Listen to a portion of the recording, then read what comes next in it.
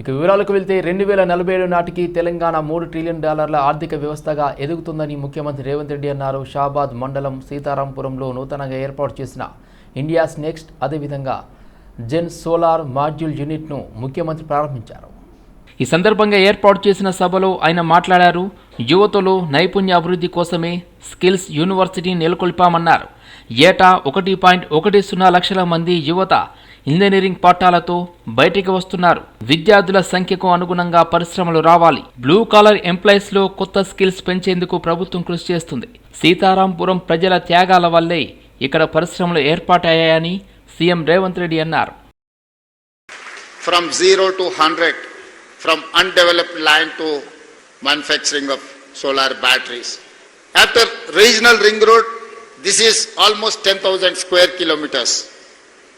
After regional ring road, we have Telangana rural. It is called rural agri region economy. It meant for agriculture economy. It is around 1 lakh square kilometers. First 2,100 square kilometers meant for service sector. Second layer of peri-urban region meant for manufacturing. The third layer 1 lakh square kilometers meant for agriculture economy. So this is what our vision, this is what our policy, this is what our Telangana Rising 2047. With this vision, we wanted to reach, we wanted to develop our state. We wanted to reach by 2034 $1 trillion economy from Telangana. By 2047 we wanted to reach $3 trillion economy. Today our population is 2.5% in the country, but we are contributing 5% GDP. But my target is, I'm not happy with this 5% contribution. I have a goal. I have a target. By 2047, I wanted to contribute 10% of the country economy. BRS పార్టీపై తెలంగాణ రక్షణ సేన అధ్యక్షురాలు కవిత తీవ్ర ఆరోపణలు చేశారు. ప్రస్తుతం BRS party bank ఖాతాలో ఉన్న 1,400 కోట్ల నిధులు స్వచ్ఛమైనవి కావని అన్నారు. అవన్నీ క్విడ్ ప్రోకో ద్వారా వచ్చినవినని ఆరోపించారు. ఆ నిధులపై తక్షణమే సమగ్ర విచారణ జరిపించి ఆ డబ్బులను తెలంగాణ ఉద్యమకారుల కుటుంబాలకు పంచాలని ఆమె డిమాండ్ చేశారు. సింగరేణి సంస్థ పరిరక్షణ కార్మికుల హక్కుల సాధనే ధ్యేయంగా చేపట్టిన సింగరేణి బాయిబాట కార్యక్రమంలో భాగంగా తాను క్షేత్రస్థాయిలో కార్మికులతో మమేకమైనట్లు కవిత తెలిపారు.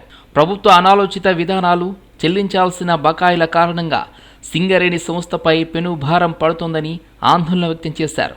ప్రస్తుతం సంస్థ ఎంతటి ఆర్థిక సంక్షోభంలో కూరుకుపోయిందంటే కనీసం కార్మికులకు అవసరమైన పనిముట్లు కూడా కొనలేని పరిస్థితి నెలకొందని మండిపడ్డారు. ఎలక్షన్ కమిషన్కి 1000 కంప్లైంట్స్, మరి భయం లేదన్నారు కదా. నేను పార్టీ పెట్టుకుంటే మీకు ఇబ్బంది లేదన్నారు కదా. మేము అడిగిన ప్రశ్నలకు ఇంతవరకు జవాబు చెప్తలేరు కదా. మరి ఎందుకు ఈ చాటుమాటు వెన్నుపాటు వ్యవహారాలు? ఎవరన్నా మీలాంటి పత్రికా మిత్రులు మా వార్త రాస్తే సిగ్గు లేకుండా గుంటనక్క ఫోన్ చేసి ఎందుకు వేస్తున్నారు వార్తలు ఏకండి. అదేవిధంగా ఇంగ్లీష్ మాట్లాడతాడు కేటీఆర్ సార్ కాబట్టి ఇంగ్లీష్ వాడు ఎవడన్నా వార్త వేస్తే ఢిల్లీకి ఫోన్ చేసి ఎందుకు వేస్తారని నేను అడుగుతాడు ఇంగ్లీష్లో. వాళ్ళు ఫోన్ చేసి చెప్తారు నాకు. ఇంత సిగ్గులేని వ్యవహారం ఎందుకు? ఒక ఆడబిడ్డగా నేను చాలా ధైర్యంగా ప్రజల మధ్యలో ఉంటాను. నేను వెళ్తున్నా ఆంబోతుల్లాగా అడ్డగాడిదల్లాగా ఎందుకు నా కాళ్ళల్లో కట్టెలు పెట్టే పనులు చేస్తున్నారు? నాకు అర్థమవుతలేదు. ఏం అవసరం ఉంది మీకు? ఒక్క ప్రశ్నకన్నా సమాధానం చెప్పిరా నేను అడిగిన వాటికి. ఇంకా నేను ఎక్కడ కూడా పర్సనల్ ఇష్యూస్ మాట్లాడను కూడా నా ప్రాణం పోయినా. కానీ ఆ బీఆర్ఎస్ పార్టీలో వీళ్ళిద్దరూ జోడెడ్లలాగా నడపాల్సిన వాళ్ళు ఇద్దరు కూడా దున్నపోతుల్లాగా ప్రజల ఇష్యూలు మర్చిపోయి కేవలం అవినీతి ఇష్యూస్ మాట్లాడడం, ఇప్పటికి కూడా అడ్డగోలుగా అవినీతి పరులను కాపాడడం. 1400 కోట్లు ఇవాళ బీఆర్ఎస్ పార్టీ అకౌంట్లు ఉన్నాయి కదా, అవి క్విట్ ప్రోకి కింద వచ్చినాయి కాదా? అవినీతి సొమ్ము కాదా? ఆంధ్ర కాంట్రాక్టర్లు ఇచ్చినాయి కాదా? పంచండి. అవినీతి సొమ్ము అంతా కూడా అమరవీరుల కుటుంబాలకు పంచండి. కుటుంబానికి ₹1 పంచండి. రండి, పంచిన తర్వాత అప్పుడు గ్రౌండ్లకు రండి, నాతో సమానంగా ప్రజల మధ్యలోకి వచ్చి నిలబడండి. మీరందరూ డబ్బులు పెట్టుకొని వచ్చినటువంటి అనేకమైనటువంటి అవినీతితో వచ్చినటువంటి అనేకమైన అంశాలను పెట్టుకొని నన్ను ఇబ్బంది పెడతారేంది? కాళేశ్వరం ప్రాజెక్టు విషయంలో బీఆర్ఎస్ నేత హరీష్ రావు అవాస్తవ ప్రచారం చేస్తూ ముఖ్యమంత్రి రేవంత్ రెడ్డి నీటిపారుదల శాఖ మంత్రి ఉత్తమ్ కుమార్ రెడ్డిల ప్రతిష్టకు భంగం కలిగించేందుకు ప్రయత్నిస్తున్నారని కాంగ్రెస్ నేత జగ్గారెడ్డి ధ్వజమెత్తారు. ఆయన మీడియాతో మాట్లాడుతూ హరీష్ రావుపై తీవ్ర విమర్శలు గుప్పించారు. మేటిగడ్డ, అన్నారం, సుందిల్లా బ్యారేజీల్లో నీటిని నిల్వ చేయకూడదనే నిర్ణయం కాంగ్రెస్ ప్రభుత్వం తీసుకున్నది కాదని, అది కేంద్ర ప్రభుత్వ పరిధిలోని నేషనల్ డ్యామ్ సేఫ్టీ అథారిటీ ఇచ్చిన ఆదేశమని జగ్గారెడ్డి స్పష్టం చేశారు. ఆ బ్యారేజీల్లో నీటిని నింపితే అవి కూలిపోయే అవకాశం ఉందని, ఫలితంగా ఖమ్మం, భద్రాద్రి కొత్తగూడెం జిల్లాలు ముంపునకు గురయ్యే ప్రమాదం ఉందని ఎన్డీఎస్సీ హెచ్చరించిన విషయాన్ని ఈ సందర్భంగా ఆయన గుర్తు చేశారు. ఆర్టీసీని ప్రభుత్వంలో విలీనం చేసే ప్రక్రియ గత బీఆర్ఎస్ ప్రభుత్వం హయాంలోనే పూర్తయిందని, గవర్నర్ వద్ద పెండింగ్లో ఉన్న అంశాలను కూడా న్యాయపరంగా పరిష్కరించేందుకు చర్యలు తీసుకుంటున్నామని తలసాని శ్రీనివాస్ యాదవ్ తెలిపారు. ప్రస్తుత ప్రభుత్వ నియామకాలు యూనియన్ ఎన్నికల పేరుతో కాలయాపన చేస్తుందని విమర్శించారు.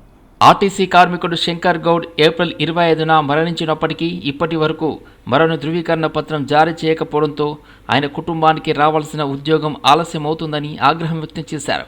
లాభదాయకమైన హైవే రూట్లలో ప్రైవేట్ ఎలక్ట్రిక్ బస్సులను ప్రవేశపెట్టడాన్ని వ్యతిరేకించిన ఆయన ఇది భవిష్యత్తులో ఆర్టీసీ ప్రైవేటీకరణకు దారితీసే ప్రమాదం ఉందని అన్నారు.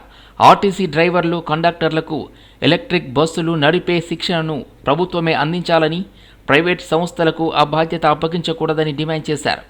శంకర్ గౌడ్ కుటుంబానికి, ఆర్టీసీ కార్మికులకు బీఆర్ఎస్ పార్టీ అండగా ఉంటుందని, వారి సమస్యలపై అసెంబ్లీ లోపల బయట పోరాటం కొనసాగిస్తామని తలసాని శ్రీనివాస్ యాదవ్ స్పష్టం చేశారు.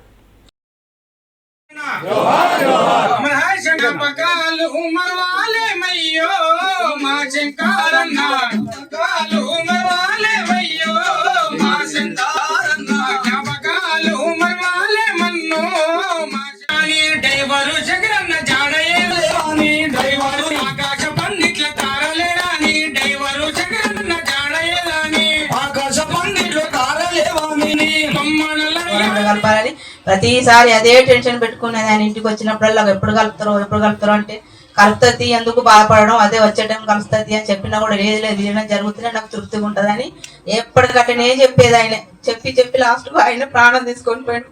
యూనియన్ ఆర్టీసీ గురించి ప్రాణాలు తీసుకుంటాడు ఆయన. నేనేం చెప్పలేదు.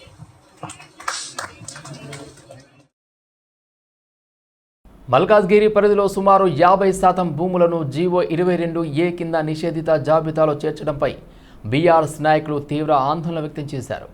గతంలో ప్రభుత్వం జీవో నెంబర్ 58, జీవో నెంబర్ 59 కింద క్రమబద్ధీకరించిన భూములను కూడా ఇప్పుడు జీవో 22A కింద నిషేధిత జాబితాలో చేర్చడం వల్ల వేలాది మంది ప్రజలు ఇబ్బందులు ఎదుర్కొంటున్నారని వారు పేర్కొన్నారు.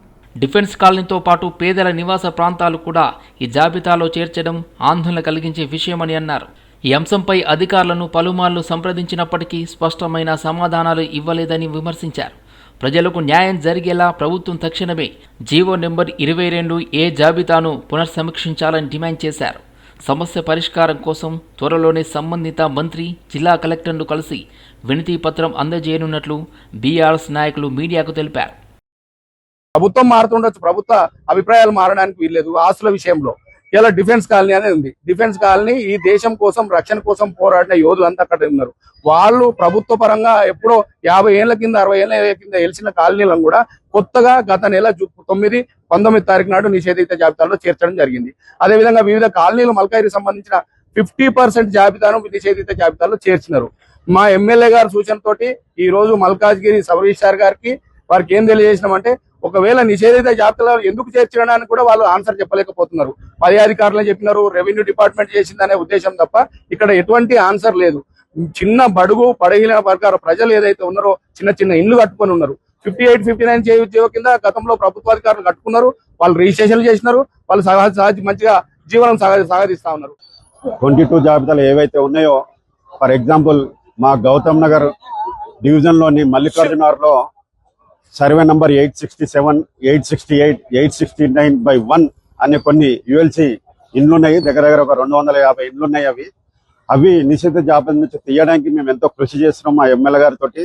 అందులో భాగంగానే చాలా మల్కాయిర్ ప్రజలు చాలా ఈ ఏదైతే వక్ఫ్ బోర్డు భూములు ఉన్నాయో ఈ 22 జాబితా కింద ఎన్నో సంవత్సరాల నుంచి చాలా సఫర్ అవుతున్నారు. ఈ ఇష్యూలో రిజిస్ట్రేషన్లు కాకుండా డోర్ నంబర్ వేసి రిజిస్ట్రేషన్ చేస్తున్నారని చెప్పి.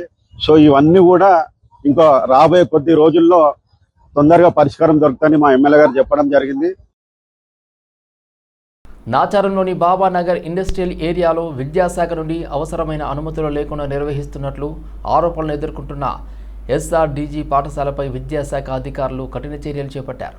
పాఠశాల షిఫ్టింగ్కు సంబంధించి విద్యాశాఖ నుండి ఎలాంటి అధికారిక అనుమతులు లేకుండానే యాజమాన్యం విద్యా సంస్థను కొనసాగిస్తుందని గత కొన్ని రోజులుగా ఏఐవైఎఫ్ రాష్ట్ర ప్రధాన కార్యదర్శి ధర్మేంద్ర, అదేవిధంగా ఏఐవైఎఫ్ మేడ్చల్ జిల్లా కార్యదర్శి సత్యప్రసాద్ జిల్లా విద్యాశాఖ అధికారి దృష్టికి తీసుకెళ్లారు.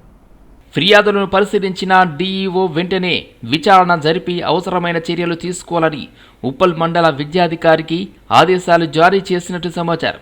అయితే ఉన్నతాధికారుల ఆదేశాలు ఉన్నప్పటికీ ఎంఈఓ చర్యలు తీసుకోవడంలో విఫలమయ్యారని, స్కూల్ యాజమాన్యంతో కుమ్మక్కయ్యారని ఏఐవైఎఫ్ నాయకులు ఆరోపించారు.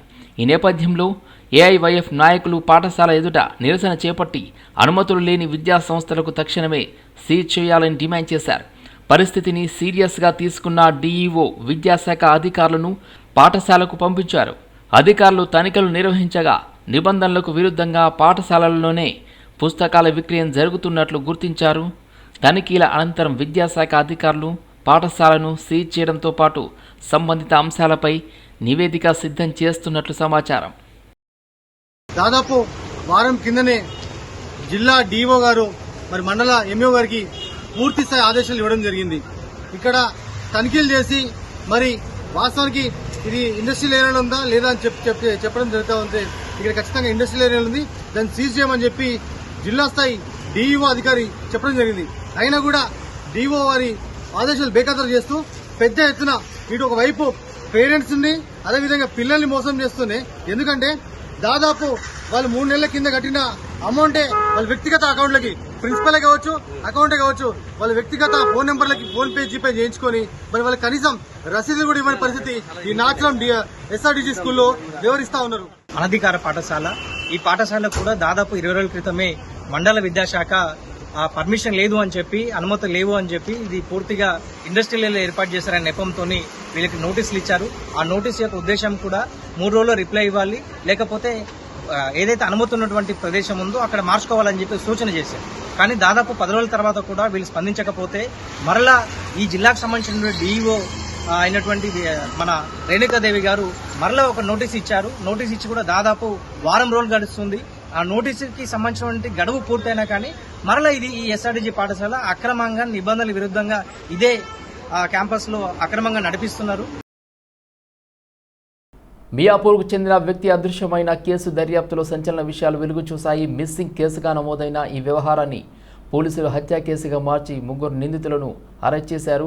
మియాపూర్ శేర్లింగంపల్లికి చెందిన మల్లాని పింతేష్ అదృశ్యమైనట్లు ఆయన భార్య మల్లాని సత్యవతి ఫిర్యాదు చేసింది. ప్రాథమిక దర్యాప్తు ప్రకారం ఆస్తి కోసం మరియు స్వేచ్ఛగా జీవించాలనే ఉద్దేశంతో సత్యవతి భోజనంలో నిద్రమాత్రలు కలిపిందని, అనంతరం ముగ్గురు కలిసి ఊపిరాడకుండా చేసి హత్య చేసినట్లు పోలీసులు తెలిపారు. హత్యానంతరం మృతదేహాన్ని కారులో మహారాష్ట్రలోని నల్దుర్గ్ పోలీస్ స్టేషన్ పరిధికి తీసుకెళ్లి పెట్రోల్ పోసి తగలబెట్టినట్లు పోలీసులు వెల్లడించారు. తర్వాత వాళ్ళు బాడీ షిఫ్ట్ చేశారు అండ్ మన బాడీ షిఫ్ట్ చేసి వాళ్ళు మహారాష్ట్రలో ఒక ధారాషివ్ డిస్ట్రిక్ట్ ఉంది, అక్కడే నవ్దుర్గ్ పోలీస్ స్టేషన్ ఆ ప్రెమైసెస్లో బాడీకి బర్న్ చేయడానికి ప్రయత్నం చేశారు. అది కూడా చెక్ చేసినప్పుడు అక్కడే పోలీస్ స్టేషన్లో వాళ్ళకి బాడీ దొరికినప్పుడు వాళ్ళు ఒక 194 కేసు పెట్టారు. వాళ్ళు కూడా ఒక ఫీమర్ బోన్ కలెక్ట్ చేసి వాళ్ళు దగ్గర పెట్టారు. వాళ్ళు ప్రయత్నం చేశారు ఐడెంటిఫై చేయడానికి, కానీ ఏమీ క్లూస్ కాకుంటే కేసు అలాగా ఉంది. కానీ అదే మేము త్రూ ప్రాపర్ ఛానల్ అన్ని ఫీమర్ బోన్ అక్కడే ఉన్న ఎఫ్ఐఆర్ మేము తీసుకొని మన దగ్గర మళ్ళీ వెరిఫై చేస్తాము. ఇది ఫీమర్ బోన్ అండ్ అతనిది కొడుకు నుంచి డిఎన్ఏ శాంపిల్ ఇది వీల్ కంపేర్. పేషెంట్ కంటిన్యూ అవ్వాలి, ఈ పర్సన్ నుంచి ఫ్రీడమ్ ఉండాలి, అదే పెంటేష్ నుంచి. ఇదే మెయిన్ రీజన్. పరిచయం వాళ్ళకి కొంచెం ఇది ఇన్సిడెంట్ ఎప్పుడు జరిగింది నవంబర్ నుంచి ముందుగానే ఉంది, కానీ ఇది నవంబర్లో ఫైనల్గా వాళ్ళు ఇది చేశారు. మహారాష్ట్రలో అదే వాళ్ళకి డిస్పోజ్ చేయాలి.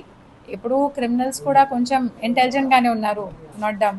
వాళ్ళు అందుకే బాడీ ఎంత దూరంగా పాసిబుల్ ఉంటే. మేడ్చల్ మల్కాజ్గిరి జిల్లా కాప్రా పరిధిలో అక్రమంగా ఫ్రూట్ వైన్ తయారు చేసి విక్రయిస్తున్న ముఠా గుట్టును ఎక్సైజ్ టాస్క్ ఫోర్స్ అదేవిధంగా పోలీసు అధికారులు రట్టు చేశారు.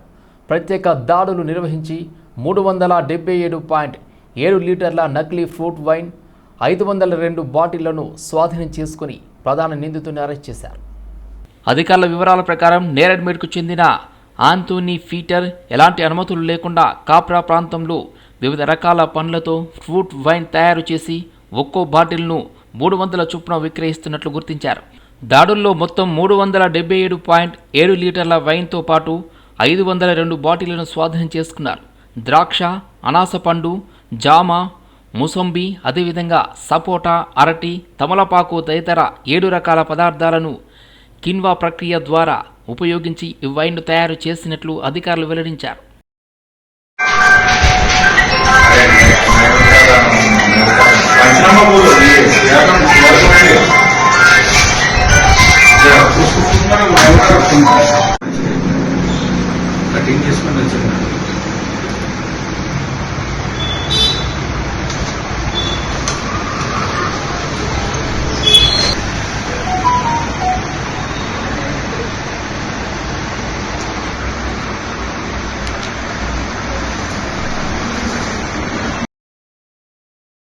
హైదరాబాద్లోని మాదన్నపేట సైదాబాద్ పోలీస్ స్టేషన్ పరిధిలో పోగొట్టుకున్న 20 మొబైల్ ఫోన్లను మాదన్నపేట పోలీసులు సాంకేతిక పరిజ్ఞానం సహాయంతో గుర్తించి బాధితులకు అందజేశారు. మాదన్నపేట పోలీస్ స్టేషన్లో నమోదైన ఫిర్యాదుల ఆధారంగా CEIR పోర్టల్లో పాటు ప్రత్యేక దర్యాప్తు చేపట్టారు. ఈ క్రమంలో ఇతర ప్రాంతాలు, ఇతర రాష్ట్రాల్లో ఉన్న ఫోన్లను సైతం ట్రేస్ చేసి మొత్తం 20 మొబైల్ ఫోన్లను రికవరీ చేశారు. Saidabad division ACP S Venkatesh Reddy ఆధ్వర్యంలో బాధితులకు వారి మొబైల్ ఫోన్లను అప్పగించారు. మొబైల్ ఫోన్ పోయినా లేదా చోరీకి గురైన వెంటనే సమీప పోలీస్ స్టేషన్లో లేదా CEIR పోర్టల్లో ఫిర్యాదు చేస్తే వాటిని గుర్తించే అవకాశాలు మెరుగ్గా ఉంటాయని పోలీసులు ప్రజలకు సూచించారు. మాదన్నపేట పోలీస్ స్టేషన్కి సంబంధించి CEIR పోర్టల్ ద్వారా పోయిన ఫోన్స్ని రికవరీ చేసి వాళ్లకు బాధితులకు ఇవ్వడం జరిగింది. అందులో మాదన్నపేట పోలీస్ స్టేషన్కి సంబంధించి 20 ఫోన్లు, సైదాబాద్ పోలీస్ స్టేషన్కి సంబంధించిన 4 ఫోన్లు రికవరీ చేసి ఇవ్వడం జరిగింది. దీనికి సంబంధించి ప్రజలకు విజ్ఞప్తి చేసేది ఏమిటంటే, ఎవరైనా ఫోన్ మిస్ అయినా కానీ ఎక్కడైనా ఇదైనా కానీ పోలీస్ స్టేషన్కి వచ్చి CEIR పోర్టల్లో మనకు నమోదు చేసుకుంటే ఆ ఫోన్ ఎక్కడ వాడినా కానీ మనకు దొరికే అవకాశం ఉంటుంది. మనకు ఈరోజు ఇచ్చిన దాంట్లో మనకు 23లో మిస్ అయిన ఫోన్ కూడా మనం ఈరోజు రికవరీ చేసి ఇవ్వగలిగినాము. ఈ రీసెంట్లీ రికవరీ చేసిన వాటిని కూడా మనము ఈ ఫోన్లు పోయిన వాటిని ఆ పోర్టల్ ద్వారా మనకు వాడు యూజ్ చేస్తే మనకు ఇమీడియట్గా మనకు దొరికే అవకాశం ఉంది. కాబట్టి అందరూ ఏదైనా ఫోన్ మిస్ అయినప్పుడు పోలీస్ స్టేషన్కి వచ్చి రిపోర్ట్ చేయవలసిందని కోరుతున్నాం. హైదరాబాద్ ఉప్పల్లో తన భర్త మరో మహిళతో కలిసి ఉంటున్నారని ఆరోపిస్తూ ఓ మహిళ వారిని పట్టుకుని పోలీసులకు అప్పగించింది. సెంట్రింగ్ కాంట్రాక్టర్గా పనిచేస్తున్న శివ 2021 వరకు కుటుంబాన్ని బాగానే చూసుకున్నాడని, అనంతరం తమ ఇంట్లో పని మనిషిగా పనిచేసిన లక్ష్మితో సంబంధం పెట్టుకున్నాడని కుమారి ఆరోపించింది. దీంతో కుటుంబంలో తరచూ గొడవలు జరిగాయని తెలిపింది. కరోనా సమయంలో స్వగ్రామానికి వెళ్లి తిరిగి వచ్చిన తర్వాత తనను, తన కుమార్తెను ఇంట్లోకి రానివ్వకుండా పంపించి వేశాడని, అప్పటి నుండి గత 10 ఏళ్లుగా విడిగా ఉంటున్నామని ఆమె పేర్కొంటుంది. అనంతరం శివ విడాకుల కోసం నోటీసులు పంపించాడని, ప్రస్తుతం ఈ వ్యవహారం కోర్టులో విచారణలో ఉందని తెలిపింది. ఈ నేపథ్యంలో కురుమానగర్లోని ఓ ఇంట్లో శివ, లక్ష్మి కలిసి ఉన్నారనే సమాచారం రావడంతో బంధువులతో కలిసి అక్కడికి వెళ్లి వారిని పట్టుకుని పోలీసులకు అప్పగించినట్లు కుమారి తెలిపింది.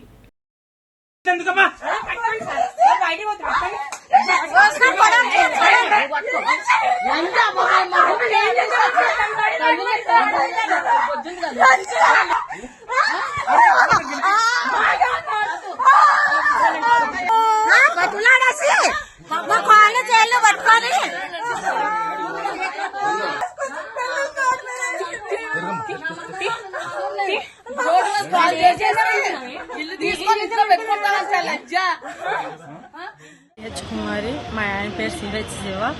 మాకు 2004లో లవ్ మ్యారేజ్ పెళ్లి చేసుకున్నాం సార్. ఆ లవ్ మ్యారేజ్ అంటూ కూడా మా అమ్మోళ్ళని అందరిని మా ఊరు వచ్చిన అమ్మోళ్ళని మా తాత వాళ్ళు అందరినీ మా మామయ్య వాళ్ళు అందరిని ఒప్పించి పెళ్లి చేసుకున్నాము. పెళ్లి చేసుకున్నాక వచ్చినాక 22 వరకు నేను బాగానే ఉన్నాము. ఇల్లు కట్టుకున్నాం, కష్టపడ్డాము, ఇల్లు కట్టుకున్నాం, పిల్లల్ని చదివించుకున్నాం, చెందినాం, హ్యాపీగా ఉన్నాం. 2022లో ఆమె లక్ష్మణ పరిచయం, లక్ష్మి వచ్చింది, మా ఆయనతో అక్క సంబంధం పెట్టుకుందో. అప్పటి నుంచి నన్ను కొట్టడం చేయడం, నన్ను కొట్టమండం, తల పగల కొట్టమండం చేయడం, నన్ను బయటకు గెంటడం, బట్టలు ఇష్టాసారం చింపేయడం, ఎక్కడంటే అక్కడ కొట్టడం చేయడం చేశాడు. రోడ్ల మీద బట్టలు నన్ను ఈడ్చి కొట్టాడు. అది మా అమ్మోళ్ళు వచ్చి అడిగినా చేసినా మా అమ్మోళ్ళని వచ్చి కొట్టాడు. కానీ ఆమెని వదిలిపెట్టను, చేయను, నిన్నే వదిలిపెట్టేస్తాను అని నా కులాలు ఎత్తి నన్ను ఇబ్బంది పెట్టి, నా పిల్లల్ని ఇబ్బంది పెట్టి, పిల్లోడు నుంచుకున్నాడు, పిల్లల్ని పంపించేశాడు, పిల్లలు చదువు ఆపిచ్చేశాడు. కేసు నన్ను పంపించేసి విడాకుల నోటీస్ మా ఇంటికి పంపించి, మా ఊరు పంపించి ఇవ్వగానే మాకు అందగానే మేము రావడం జరిగింది.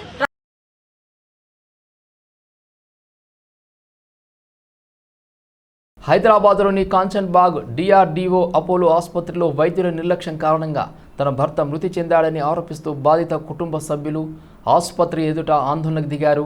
ఈ ఘటనపై మృతుడి భార్య కాంచన్బాగ్ పోలీస్ స్టేషన్లో ఫిర్యాదు చేసింది. ముసరంబాగ్కు చెందిన చిట్రా ఏకాంబరం గుండె సంబంధిత ఆరోగ్య పరీక్షల కోసం ఈ నెల 6న డిఆర్డీఓ అపోలో ఆసుపత్రికి వెళ్లారు.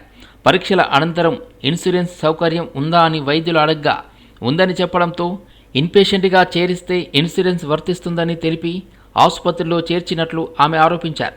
ఆ తర్వాత గుండెలో స్టంట్స్ వేయాల్సి ఉంటుందని చెప్పి ఆయన్ను ఐసీయూకు తరలించారని, కొద్దిసేపటికే మృతి చెందినట్లు వైద్యులు సమాచారం ఇచ్చారని తెలిపారు. ఆసుపత్రికి వచ్చిన సమయంలో ఆరోగ్యంగా ఉన్న తన భర్త వైద్యుల నిర్లక్ష్యం వల్లే మృతి చెందాడని మృతుడి భార్య ఆరోపించారు. అపోలో కూడా పెద్ద పేరున్న హాస్పిటల్ కదా అని మోసపోయి ఇక్కడికి వచ్చినాం. డాక్టర్ చూసిన తర్వాత సరే ఇవి మా 2Dకో ఈ రిపోర్ట్స్ అన్ని చూపించినాం. ఆయనకి చూసిన తర్వాత సరే ఇప్పుడు నేను ఫ్రెష్గా మళ్ళీ అన్ని టెస్టులు చేసుకుంటాను, నేను ఇక్కడ మీకు ఇన్సూరెన్స్ ఉందా అని అడిగిండు. ఇన్సూరెన్స్ ఉంది సార్ అంటే ఎంత ఉంది అన్నాడు. 10 lakhs ఉంది అన్న. అయితే నేను ఎమర్జెన్సీకి రాస్తా, ఎమర్జెన్సీ నుంచి అయితే మీకు అప్రూవల్ తొందరగా వస్తుందని చెప్పిండు. సరే కదా, తొందరగా అప్రూవల్ వస్తాం, తొందరగా ప్రాబ్లం ఏంది తెలుస్తుంది యాంజియోగ్రామ్ అని ఎమర్జెన్సీకి వెళ్ళిండ్రు. ఎమర్జెన్సీ నుంచి ఐసీయూకి మార్చిండ్రు. నేను అడిగిన ఐసీయూకి వెళ్ళేంత పేషెంట్ కాదు కదా, ఐసీయూకి ఎందుకు మారుస్తున్నారు అంటే ఐసీయూలో పెడితే తొందరగా మీకు అప్రూవల్ వస్తుంది, రేపే నేను యాంజియోగ్రామ్ చేస్తా అని చెప్పిండు. ఎగ్జిస్టింగ్ వాల్వ్ బ్లాక్ అయింది, ఆపరేషన్ చేస్తున్నప్పుడు ఎగ్జిస్టింగ్ వాల్వ్ బ్లాక్ అయింది. మేము అది క్లియర్ చేయడానికి చాలా ట్రై చేసినాం. 2 hours టైం. ఇది ఆపరేషన్ సక్సెస్ అయ్యి వచ్చినాక కూడా అరిచిన తర్వాత మళ్ళీ హాస్పిటల్కి లోపలికి మళ్ళీ తీసుకెళ్ళినప్పుడు అది బ్లాక్ అయ్యిందని చెప్పి ఒక 2 hours ట్రై చేసినాము. అందుకని అది అవ్వలేదు. రేపు దానికి సంబంధించి మేము ఏం చేస్తున్నాము, బ్లడ్ థిక్గా ఉంది కాబట్టి దాన్ని థిన్ చేయడానికి స్టెరాయిడ్స్ ఇచ్చినాము అండ్ బాడీకి ఎనెక్స్థీషియా ఇచ్చినాము. సో దట్ మత్తులో ఉంటాడు, అవన్నీ డిస్టర్బ్ కాదు. రేపు పొద్దున బై మార్నింగ్ కల్లా మళ్ళీ నేనే ఆపరేట్ చేస్తాను, లేదంటే ఆటోమేటిక్గా అదే ఫంక్షన్ అవుతుంది, అదే డైల్యూట్ అయ్యి ఫంక్షన్ అయిపోతుంది అని చెప్పిన డాక్టర్ ఒక 10 minutesలో, ఒక 10 to 20 minutesలో మాకు ఐసీయూ నుంచి కాల్ వచ్చింది. మేము పైకి వెళ్ళేలోపు మేము సిపిఆర్ చేస్తున్నాం అని చెప్పి అక్కడ ఉన్న వాళ్ళు చెప్పారు. అంటే వాళ్ళు మమ్మల్ని అక్కడ కూర్చోబెట్టి కౌన్సిలింగ్ ఇస్తున్నారు. ఎగ్జాక్ట్ ఆ డాక్టర్ అయితే లేడు సార్. హైదరాబాద్లోని అత్తాపూర్లో ఫుడ్ సేఫ్టీ అధికారులు హెచ్ఫాస్ట్ బృందం సంయుక్తంగా నిర్వహించిన మెరుపు దాడుల్లో నిబంధనలకు విరుద్ధంగా నిల్వ ఉంచిన ఆహార పదార్థాలను గుర్తించారు. ఓ ప్రముఖ ఆహార పదార్థాల డిస్ట్రిబ్యూటర్ వేర్ హౌస్లో జరిగిన తనిఖీల్లో కాలం చెల్లిన తినుబండారాలను అధికారులు స్వాధీనం చేసుకున్నారు. రాజేంద్రనగర్ ఫుడ్ సేఫ్టీ అధికారిని సౌమ్య నేతృత్వంలో నిర్వహించిన తనిఖీల్లో ప్రభుత్వ నిబంధనలు పాటించకుండా భారీ ఎత్తున వివిధ రకాల ఆహార పదార్థాలను నిల్వ ఉంచినట్లు గుర్తించారు. ముఖ్యంగా గడువు ముగిసిన ఆహార ఉత్పత్తులను కూడా వేర్ హౌస్లో భద్రపరిచినట్లు అధికారులు వెల్లడించారు. ప్రాథమిక విచారణలో ఈ వేర్ హౌస్ నుండి హైదరాబాద్ నగరంలోని అనేక కిరాణా షాపులకు నిత్యావసరాలు, తినుబండారాలు సరఫరా చేస్తున్నట్లు తెలిసిందని అధికారులు తెలిపారు. కాలం చెల్లిన కొన్ని ఉత్పత్తులు ఇప్పటికే మార్కెట్కు చేరి ఉండే అవకాశం ఉందని అనుమానం వ్యక్తం చేశారు.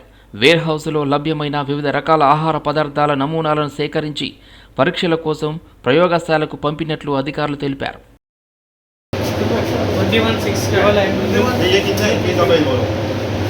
ये किधर देते ये पूरा 21/6 है इकड़ी 21/6 है हां ये अभी तक कैसे लगा 1 मंथ हो गया कैसे लगा सर जब तो साइड में रखा है वो अरे साइड में बाहर लगाना है ये भाई स्मेल मारता है यहां पर नहीं बिजा लगाना 1 मंथ हो गया ना नहीं बाहर बैठेंगे स्मेल मारेगा 1 मंथ हो गया इसका 1 मंथ हो गया लेकिन जब कंपनी भाई की तभी तो दूंगा मैं ऐसे पहले बाहर बैठूंगा उसको कब डिस्कस करते हैं वो आता है 15 दिन में महीने में एक बार में जब स्टेट बोर्ड बन के जाएगा सब उठा लेगा भाई आपका भी रिस्पांसिबिलिटी रहता ना मेरा रिस्पांसिबिलिटी है लेकिन जब कंपनी मुझे बोलेगी तभी तो मैं इसको उठाऊंगा ना जब तक ये नहीं होता ऐसे रहना सप्लाई नहीं करते लेकिन अंदर वैसी है ना पूरी स्टोरेज से मैं इसको बाहर रखूंगा पूरा जो अंदर सामान है वैसी है आप बोलिए आप बोलते रहिए सुन ले बोर्ड लगाना बोर्ड लगाते एक्सपर्ट डेट तो अब सुनिए सर ये फूड आइटम है अगर मैं इसको बाहर रखूंगा स्मेल मारेगा ये इसलिए हमने कोल्ड स्टोरेज के अंदर रखा वो भी साइड करके अच्छा भी है अच्छा वाला ये वो एक्सपायर उधर नहीं लगाना भाजपा जो नहीं लगाना वो रूल्स नहीं मालूम सुनो मेरी बात 2 सेकंड सुनो मेरी बात अच्छा